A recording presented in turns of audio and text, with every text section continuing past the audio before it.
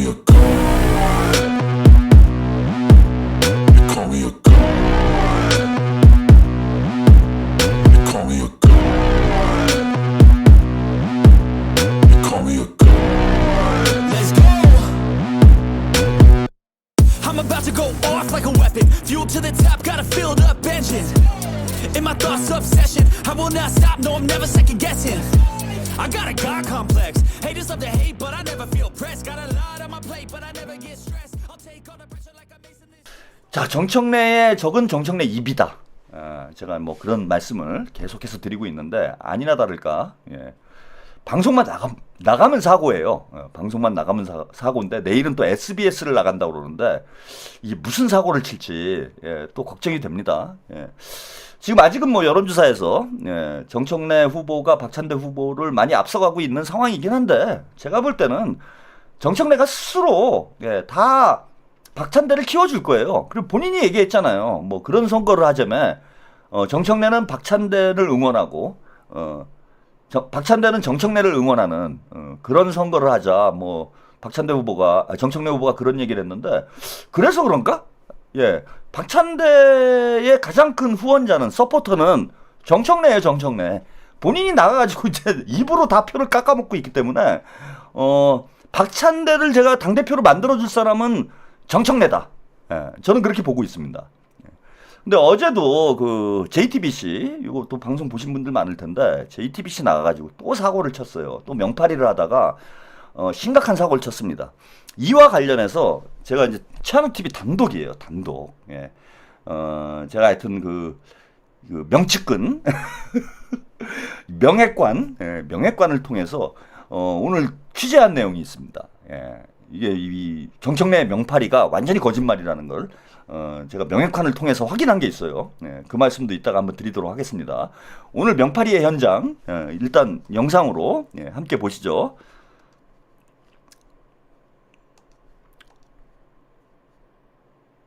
과 동지적 관계 이것이 너무나 끈끈한. 아, 그래요? 그래서 제가 박찬대 의원을 언제 국회에 처음 만났냐면 네.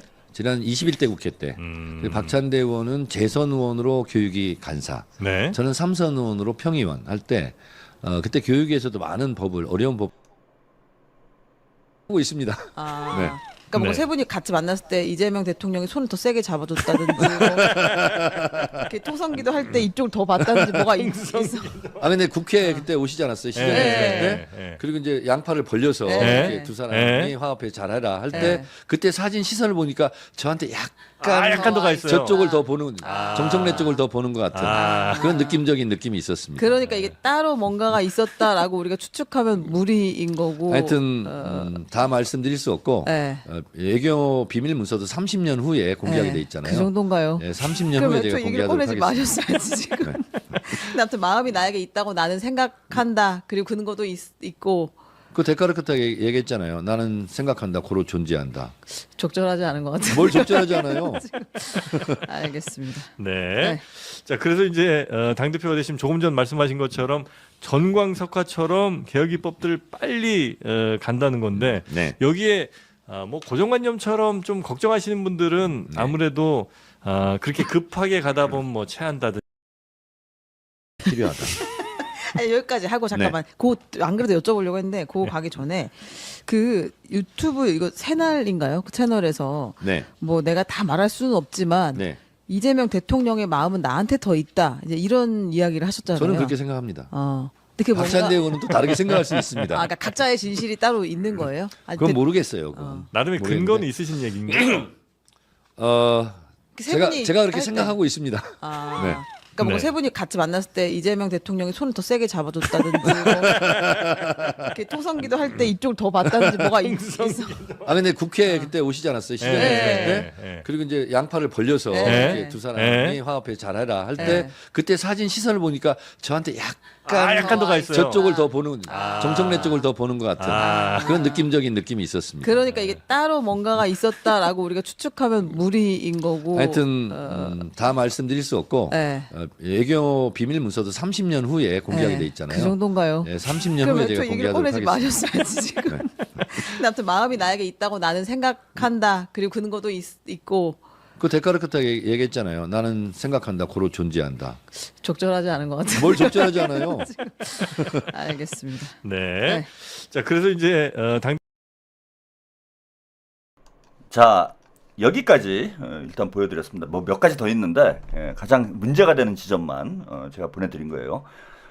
저 질문을 잘했어요. 새날에 출연을 해가지고 이재명 대통령의 마음이 정청래에게 있다 이런 얘기를 했는데 근거가 있느냐 이런 질문을 했습니다. 아주 중요한 질문이에요. 저거는 저 기자가 아주 예리하고 날카로웠다라고 저는 봅니다. 저 꼭 짚고 넘어가야 될 문제인 거예요. 저게. 그런데 여기서는 어물쩍 넘어가요. 뭐 농담하면서. 그런데 새날에서는 뭐라고 얘기를 했냐면은 확실히 있다. 확실한 근거가 있다 이렇게 얘기를 했어요. 근데 이제 JTBC 나가니까 저거는 이제 지상파가 되니까 거짓말을 하면 안 되잖아 지금. 그러니까 무슨 농담식으로 뭐 비밀이 있는데 그럴 만한 근거가 있는데 뭐 말할 수는 없다. 뭐 30년 뒤에 뭐 외교 문서는 공개가 되지 않느냐 이러면서 또 장난으로 농담으로 또 눈치고 넘어가려고 그래요. 저거 심각한 실언이에요. 저는 저 후보 자격이 박탈될 수도 있는 발언이라고 봅니다. 일단은 사실이 아니에요, 저건. 이재명 대통령의 마음이 정청래에게 있다라는 건 팩트가 아닙니다. 고작 한다는 얘기가 그래서 뭐 셋이서 악수할 때 내 쪽으로 조금 더 뭐 돌아섰다 이런 얘기를 하는데 대충 어물쩍 넘어가려고 하지만은 예? 저거는 제가 볼 때는 허위 사실을 유포한 거잖아요.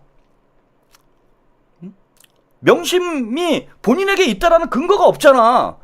있다고 해도 명심은 있어도 없어야 된다라고 제가 말씀을 드렸잖아. 대통령이 당무 개입을 하면 됩니까? 당대표 선거라는데 대통령이 개입을 하면 되냐고. 근데 저런 얘기를 지상파에 나와서까지 마구 떠들고 있는 거예요 지금. 그리고 걸리면 농담이야. 쟤네들 수법이 똑같아요. 아니면 진담, 걸리면 농담. 안 걸리면 진담, 걸리면 농담.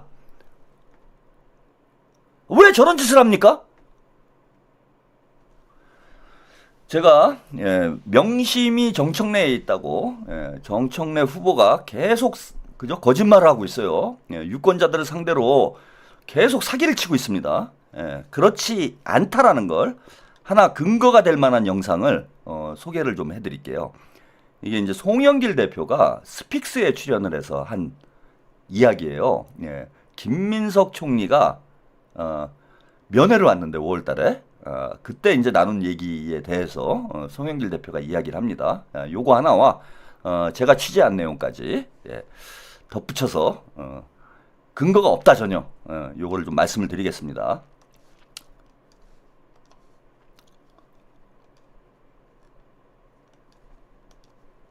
이재명 대통령 이야기 조금 더 해보겠습니다. 어쨌든 지금 김민석 국무총리 지명 또 김민석 이번에 지명자가 이제 7월 3일이면 아마 이제 국회에서 통과될 것 같습니다. 네. 어떻게 보셨습니까? 김민석을 국무총리로 선택했다라고 하는 것.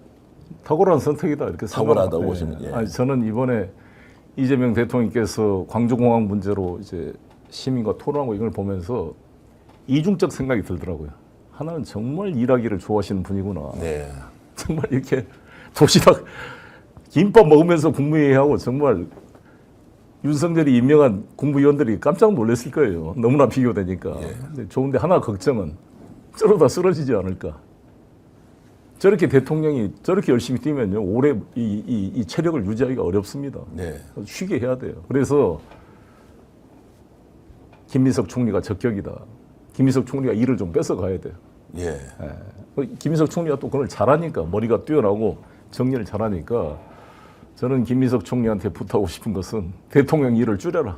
예. 큰 그림을 그릴 수 있도록 대통령한테 시간을 좀 부여하고 좀 작은 일들은 좀 총리가 맡아서 처리를 해라. 안 그러면 저거 힘듭니다. 김민석 총리하고도 개인적으로 굉장히 가깝게 지내셨습니까? 총리께서 21일 날 5월 20일 날 서울시로 특별면회를 왔어요. 아, 그렇습니까? 특별면회만 30분 할 수 있습니다. 예, 예. 강덕구원하고.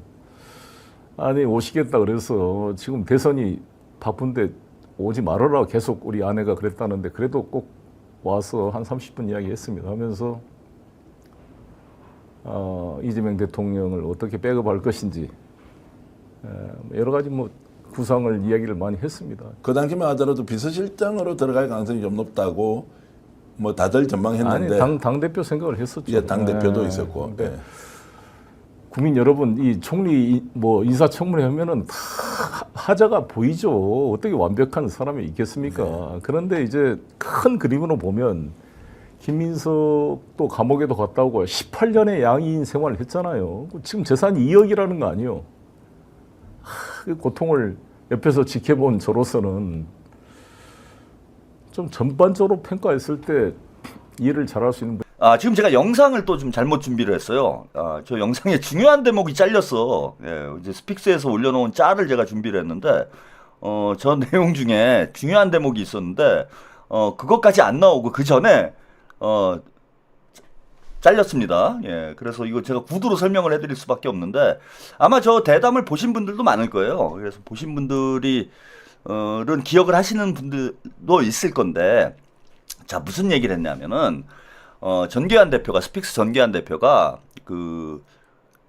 김민석 총리가 5월 달에, 5월 22일인가요? 예, 대선을 앞둔 시점에 송영길 대표를 면회를 했다고 해요. 그래서 30분 동안 이제 특별 면회를 했는데, 아마도 뭐 의미심장한 얘기들이 많이 오고 갔겠죠. 예, 오고 갔고, 또 송영길 대표가 그동안 고생을 많이 했는데, 이재명 대표님이 좀 사실 챙겨주기가 좀 어려운 상황이 있었어요. 그에 대해서, 송영길 대표가 좀 섭섭할 수도 있는, 사실, 송영길의 희생이 없었으면 이재명 대통령의 오늘이 없었을 수도 있습니다. 그러면 제일 대표적인 사례가 송영길 대표가 계양을을 이재명 대통령에게 넘겨준 것. 예, 그래서 이재명 대통령이 보궐선거에 출마를 해서 의원으로 당선이 됐기 때문에 쟤네들이 이제 체포 구속을 못한 거죠. 예, 그래서 불체포 권리를 만들어준 게 송영길이랑 다름이 없다. 송영길 대표가 뭐 서울시장 나가고 싶어가지고 뭐 계양을을 계양을을 버린 거 아니냐 뭐 이렇게 험담을 하는 사람들도 있는데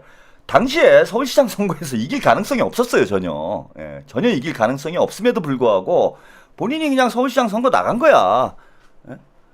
그래서 시장 후보가 됐지만은 뭐 예상했던 대로 참패를 했죠. 그래서 이재명 대통령에게 방탄조끼를 선물해 준 사람이 송영길입니다. 예, 송영길 대표가 방탄조끼를 선물해 줬다. 그래서 그 방탄조끼를 입고 있었기 때문에 이재명 대통령이 정치 검찰의 마수로부터 본인을 보호할 수 있었던 거죠.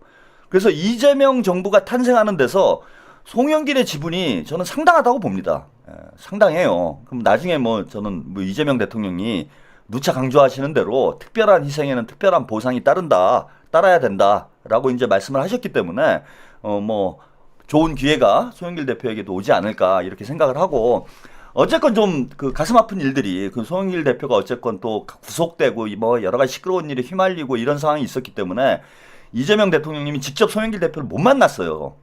예, 1년 넘게 지금 못 만나고 있는 상황이지. 그러니까 파리에서 이제 검찰 조사 받겠다고 돌아온 이후로 이재명 대표하고 뭐 전화 통화는 하신 걸로 아는데 직접 만나 뵙지를 못했습니다.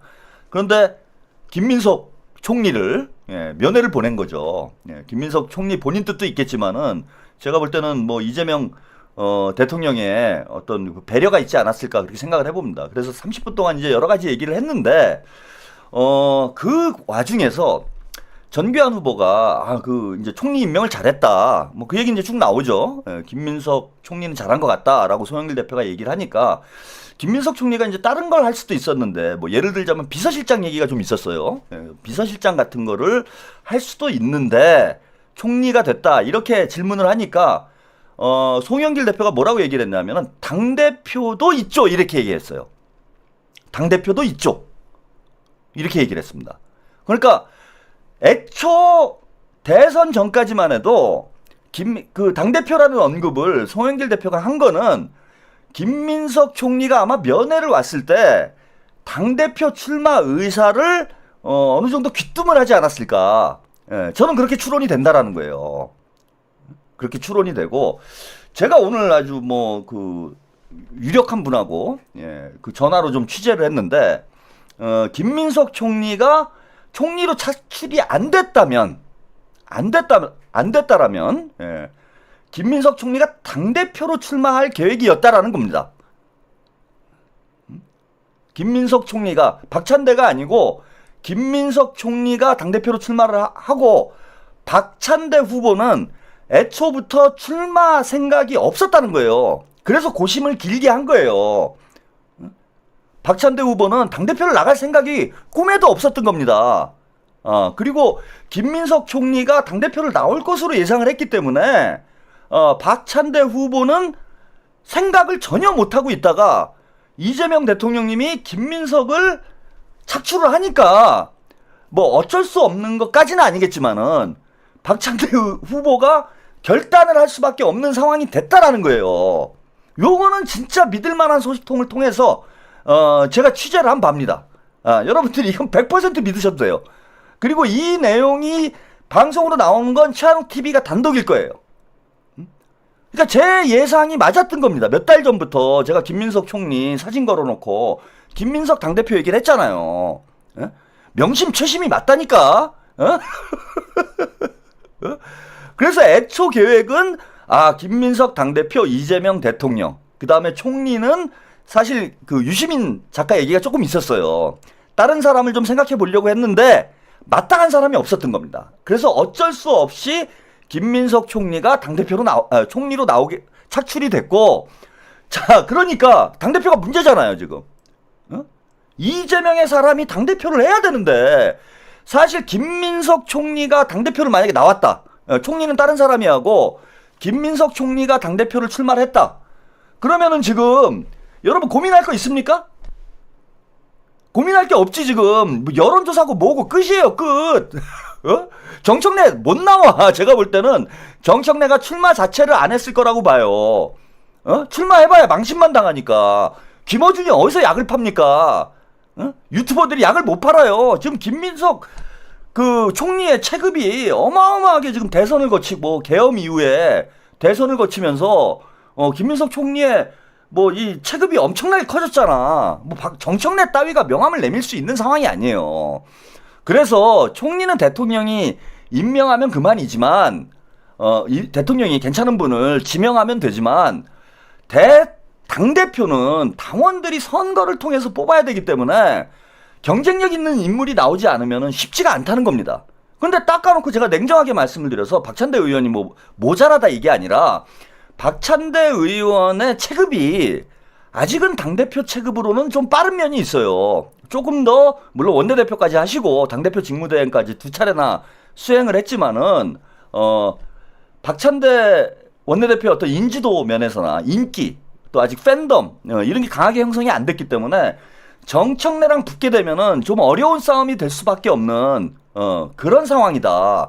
그래서 사실은 김민석 의원이 당대표를 나오고 총리는 다른 분이 하면 또 어떻겠는가? 뭐 저도 그런 생각을 좀 했는데 지금 현재 총리 김민석 저는 오히려 전화위복이 될 거라고 봅니다. 김민석보다 대한민국에서 이재명 정부의 초대 총리로 김민석 총리보다 더 적합한 인물이 없어요.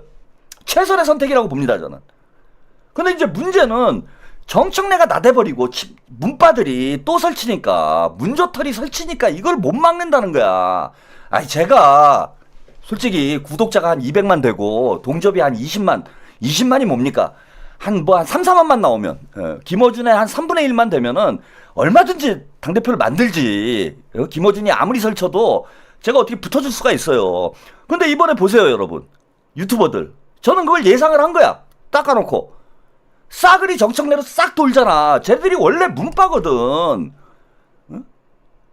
아니 그나마 친명 스피커라고 얘기했던 이동영이도 전해철이랑 붙어 다녔잖아. 근본은 문빠예요, 쟤들이. 근본은. 김용민이 보세요. 이재명 팔이 그렇게 하더니 지금 정청래한테 딱 붙어가지고 빅스피커 중에 단 한 명이라도 박찬대 미는 사람 있습니까, 지금? 아니, 박찬대를 밀지는 않아도 중립을 지키는 사람이 있냐고. 다 갈라치기 타령하고 있잖아. 완전히 열세예요, 우리가. 솔직히 지금 친찬 친박이라고 그러면 여러분들이 혼란스러울 수 있으니까 그 박찬대 후보를 지지하는 유튜버 중에서 가장 큰 데가 저예요.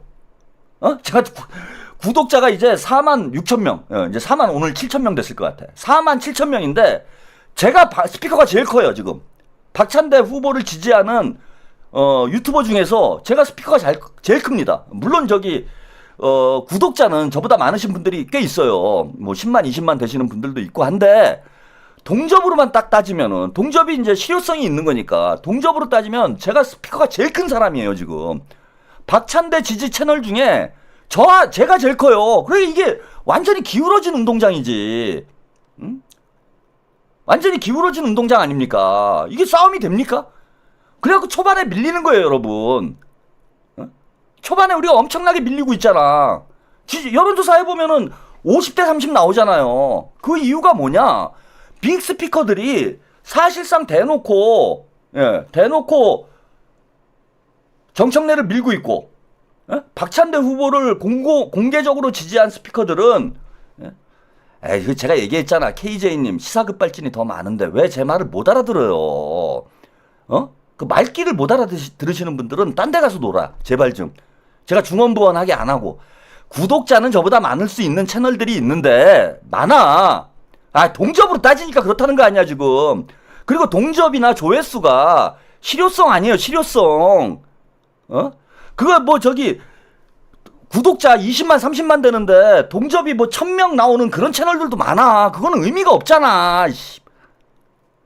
실제 방송을 보고 영향력을 미칠 수 있는 채널이 중요한 거지. 참 진짜 말귀를 못 알아들어요. 그러니까 내가 제일 큰 게 맞지. 나보다 동접이 더 많이 나오는 데 있어요? 지금? 이게 내 자랑을 하려고 하는 얘기가 아니라 우리 상황이 그렇다는 거예요. 우리 상황이. 이 정도로 열세인 거야. 그러니까 제가 지금 한 4천 나와. 김어준이 40만 나와요. 40만. 4천하고 40만 싸움이야 이게. 이게 쉽냐고 지금. 4천하고 40만이 싸우는데 100대 1이 100대 1. 물론 이겨요. 제가 이겨요. 한 번도 진 적이 없기 때문에 제가 이기게 돼 있습니다. 너무 걱정은 안 하셔도 돼요. 제가 끈질긴 놈이 이겨요. 지독한 놈이 이기게 돼 있습니다. 지독한 걸로 따지면은 제가 비록 뭐 구독자라 동접자는 별 볼 일 없지만은 김어준의 뭐 비할 바도 아니지만은 지독한 걸로는 제가 김어준보다 낫습니다. 그리고 정치판은요 머릿수로 싸우는 게 아니에요. 머리로 싸우는 거지 머릿수로 싸우는 게 아닙니다. 다른 거 몰라도 제가 김어준 씨보다는 지능은 높은 것 같아요. 정치 지능은. 뭐 다른 돈 버는 지능은 없어. 돈 버는 건 완전히 금치산자 수준인데 정치 지능은 제가 김어준보다 훨씬 높다고 생각을 합니다. 그래서 정치는 머리로 싸우는 것이지 머릿수로 싸우는 거 아니다. 그러니까 여러분들이 자신감을 가져도 돼요. 제가 이 싸움에 들어왔기 때문에 머리로는 우리가 안 밀려. 머릿수로는 지는 것 같죠. 결국은 이기게 돼 있습니다. 그래서 그걸 설명드리다가 김민석 후보가 당대표를 나왔으면 이게 쉬운 일인데 어려울 게 하나도 없어요. 근데 박찬대 후보가 어쩔 수 없이 김민석 후보가 착출이 됐기 때문에 박찬대 후보가 출마를 할 수밖에 없는 상황이 됐다라는 거야. 그래 박찬대 후보도 어려운 결단이에요. 어려운 결단이지. 이거 당대표 선거에서 만약에 밀리면 이재명 대표의 가장 지근거리에 있는 후보가 이재명 대통령이 됐는데 당대표 선거에서 져봐. 정치적 데미지. 이 책임은 박찬대가 고스란히 떠안아야 돼요. 박찬대 후보는 사실 이재명 대통령의 앞길에 소금을 뿌리는 게 돼버리는 거야. 이재명을 등에 업고도 당대표 선거에서 진다? 이거는 정치적 데미지가 대단히 큽니다. 그래서 고민을 많이 한 거예요. 박찬대 후보가. 자, 뭐 이렇게 말씀을 좀 드리고 그러니까 명심은 어디 있냐 여러분. 제가 오늘 아까 설문도 하고 있는데 이건 답을 다 알려드리고 설문을 하는 거예요. 자, 원래 김민석이 나오려고 했다. 그건 무슨 뜻입니까? 당대표는 이재명 대통령이 믿을 수 있는 사람이 당대표를 해야 된다라는 게 기본 생각이었다라는 거예요. 근데 김민석 후보가 어쩔 수 없이 총리로 가는 바람에 박찬대 후보가 결단을 했다? 이건 무슨 뜻이냐? 정청래는 안 된다는 얘기예요. 정청래는 안 된다는 얘기야. 아니 굳이 정청래가 부담이 없고 정청래도 친명이고 정청래도 이재명 대표하고 호흡이 잘 맞고 이런 상황이면은 박찬대 후보가 본인도 부담스러운데 왜 출마를 하겠어요? 복만삼님 지독한 걸로는 자기 뼈 무게까지 아는 짜왕이 최고지. 머리 쓰는 것도 최고고 복면 써서 그렇지. 뭐 예전에 복면 까왕이라는 것도 잠시 했습니다. 답이 나와 있는 거잖아.